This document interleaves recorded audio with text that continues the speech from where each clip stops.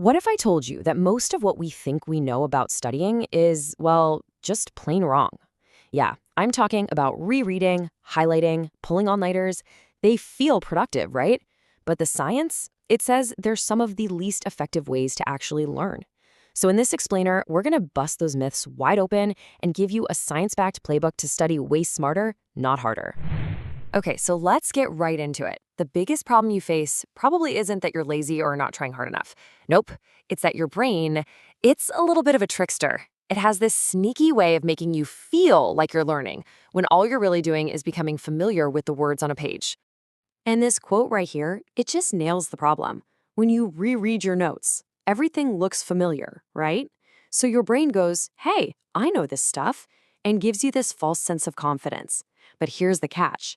You haven't actually learned it. You've just recognized it. And there is a huge difference. But hey, don't worry. Once you see the trap, you can totally avoid it. We're about to swap out those old busted habits with some seriously powerful evidence-based strategies that actually work. First things first, you can have the best study techniques in the entire world, but they won't do you any good without a solid foundation. And that starts with fixing two of the most common mistakes students make before they even crack open a book. Cramming. We've all been there. The all-night study session, fueled by way too much caffeine and a whole lot of panic. And look, it might just get you a passing grade on the exam tomorrow, but let's be real. That information is going to vanish from your brain almost as fast as you forced it in. So, what's the fix? Well, science has a clear answer. You gotta switch from cramming to something called spaced practice. Instead of one giant, miserable study session, you break it up into several shorter sessions over a few days or even weeks. This gives your brain time to forget a little, which forces it to work harder to remember. And that's the secret sauce for moving information into your long-term memory. And what's so great about this is how simple it is. You go to a lesson, then you take a real break. And I don't mean just switching apps on your phone, I mean a real break. Then you come back and review. That little bit of space you create, that's where the magic happens. It makes your brain struggle just enough to build a much stronger, more durable memory. All right, the second huge mistake is just kind of sitting down to study with no real structure. You know the vibe. The most effective students, they don't just find time to study, they make time. So here's your new game plan. First, schedule your study sessions like they're appointments you absolutely cannot miss. Next, find a spot where you can be alone, and this is a big one. Put your phone away, like in another room. And remember what we just talked about? Break up that 3 or 4 hour marathon into smaller, focused chunks with actual breaks in between. Okay, get ready, because this next part is going to fundamentally change the way you study. Seriously.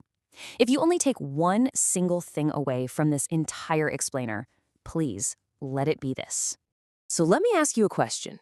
What do you think is the single most effective, most powerful way to lock information into your brain for good? I'll give you a hint. It's none of the things that most of us do. It's not passively rereading our notes. It's not turning our textbooks into a rainbow of highlighter colors. Why? Because those activities are just too easy. They're comfortable. The answer, backed by over 100 years of research, is simply this: testing yourself. The very act of trying to pull information out of your memory is the thing that strengthens the memory itself. This is called retrieval practice. It means closing the book and forcing yourself to write down, sketch out, or say out loud everything you know. And yeah, it's going to feel difficult. But that feeling of struggle, that's not a sign you're failing. That's the sign that you're learning. Think of it like this. You can't build muscle by lifting weights that are too light. This is weightlifting for your brain. And this is the absolute key difference. Rereading tricks you. It makes you think you know something. Retrieval practice makes you prove you know it. Study after study shows the same thing. Students who just reread their notes are often super confident, but they perform the worst on exams. The students who test themselves, they might feel less confident, but they consistently blow everyone else out of the water. So, once you've embraced retrieval as your go-to move, you can start layering on some other powerful techniques to build even deeper, more lasting connections with the material. First step, we've got elaboration. This just means you don't just memorize a definition. You have to ask yourself questions like, okay, but how does this actually work? Why is this even important? How does this connect to that other thing I learned last week? Trying to explain a concept in your own words is one of the most powerful things you can do. Next, try dual coding. Think about it this way. Your brain has two separate channels for taking in information, one for words and one for visuals. So when you combine them, like drawing a little diagram or a timeline to go with your notes, you're literally giving your brain two ways to remember the same idea. It's like creating a backup file for your memory. All right, this next one, interleaving, is going to feel a little weird, but trust me on this. Instead of studying one topic for 3 hours straight, you should switch between different but related topics. So if you're in a math class, don't just do 20 problems of one type. Mix it up. It feels less productive in the moment, for sure, but it forces your brain to learn how to tell the difference between concepts, which leads to a way deeper, more flexible understanding. Now, if you want a system that pulls a lot of these ideas together, check out the Cornell note-taking system. You record your notes, then you reduce them down to key questions or cues on the side. Then comes the active part. You cover up your notes and try to recite the information just from your cues. That's retrieval practice. Then you reflect on how it all connects, and you do a quick weekly review. It's basically a perfect built-in system for active learning. Wow, okay, so we've covered a ton of ground here, right? From planning your time to basically rewiring your brain for deep learning. Let's try and boil all of this down into a final actionable playbook. And here's maybe the ultimate test. If you really want to know if you've mastered something, try to teach it to a friend. I'm serious.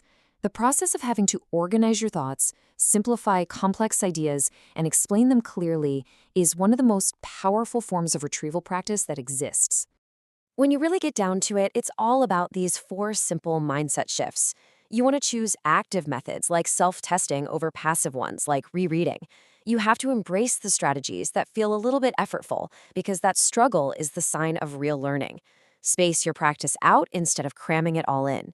And always, always focus on building connections, not just memorizing random facts. Look, this isn't just a bunch of interesting theories. It's a set of tools you can start using right now. So the real question is, which one of these are you going to put into practice first? Don't try to do everything at once. Just pick one new strategy from this explainer and give it a shot tonight. See what happens.